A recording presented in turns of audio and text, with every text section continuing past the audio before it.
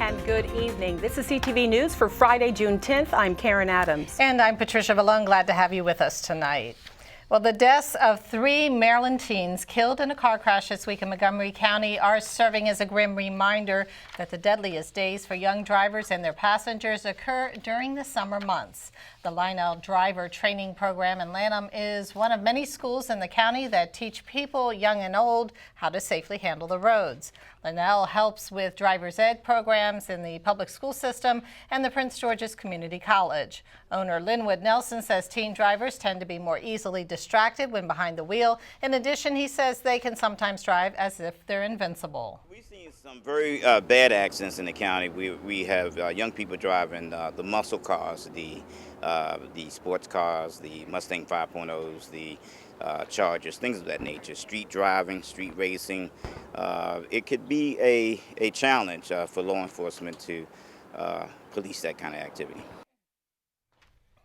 And AAA Mid-Atlantic says the fatal collision in Damascus is providing both a lesson for area parents and a wake-up call for rookies behind the wheel. And in the wake of the tragedy, the Auto Club is encouraging families to take a number of proactive steps. Spokesman John Townsend joins us now to tell us what those steps are. Welcome, John. Good to see both of you. Well, the first important step is to have what Jed Clampett used to say on the Beverly Hillbillies is a long talk with that boy. I'm going to have a long talk with that boy. So have a long talk with your son or daughter about driving and which hours they can drive, where they can go, monitor where they go. It may seem like rather that you're spying on your kids, but actually you're trying to save their lives. And the one thing you have to do, in addition to talking to them, is to inculcate good driving skills by the way you drive, because they've learned, the first teacher, when they're sitting in the infant seat or the child passenger seat, they're watching you at all times. And so they have been watching you for 16 years drive. So if you are driving in a haphazard way, then you've taught your kids those things. If you drive with a cell phone, then they're going to drive with a cell phone. So as the old folks used to say, some things are better caught than taught. And so you have to inculcate sound driving skills. Even have a parent-teen contract that stipulates the conditions in which they can drive and say, under no circumstances, depending on what age they are, can you have passengers in the car, or can you use a cell phone behind the wheel? Now, the Clarksburg high school students, they were driving in the dark on a winding road. I mean, how can you prepare teens for that? I mean, it wasn't so much as distracted driving, but just inexperience on the road. Well, in Maryland, in the graduated driver licensing program, you have to take at least 40 hours, and 10 of those hours have to be under nighttime conditions. I sincerely believe that those hours for nighttime driving should be increased in terms of training.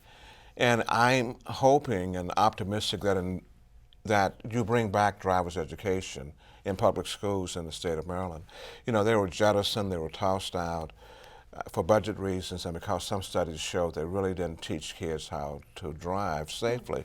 But think of this, four decades ago, 95% of American children or teenagers learned to drive in a driver's education program.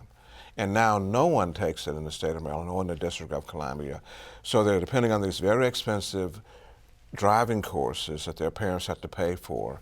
And kids who have friends know which programs are the easiest to pass. So it has reduced teen crashes in the country. You can't argue against that. But I think it has to be back in the classroom. And the other thing, that driving at night, when you are a rookie driver, your odds of being in a crash double. The other thing about the crash in Clarksburg, there were 3 teens in the car. And when a teen has more than 2 passengers in the car of the same age, their propensity for being in a crash increases 5-fold. So the more passengers you have, the greater the likelihood. So with 1 passenger, it doubles, and it triples with 2 passengers, and can quadruple, and then go up 5-fold. And because we've shown that even with distraction, when we looked at all the videotape that show kids in action, the number one distraction they have is another teen in the car. So all the recipes for disaster were in this crash the other night. And so this is all part of a report that you've released. So we want to let people know, we want to thank you for joining us now, but Happy to for be here. people who want more information on that, the AAA Guide to Teen Driver Safety offers tips and tools for parents and young motorists at teendriving.aaa.com/MD. And thank you so much, John, for joining us. Thank you, Patty. Prince George's police are asking for the public's help in finding a sexual predator. According to officials, a man attacked a woman inside of a business yesterday morning in the 4,000 block of Garden City Drive in Landover. Investigators say he may have followed her from the New Carrollton Metro station. He's described as being 5'11", about 20 years old, and he was wearing a red jacket with a plus sign on the back. You can see it there in the picture. Anyone with information is asked to call police. And two brothers stand accused of murdering their friend. The incident happened yesterday in the 700 block of Castlewood Place. According to police, DeCarlo and Sean Dickerson got into a physical altercation with Jabari Jones. Jones was later found dead at the scene. DeCarlo is charged with first and second-degree murder. Sean faces second.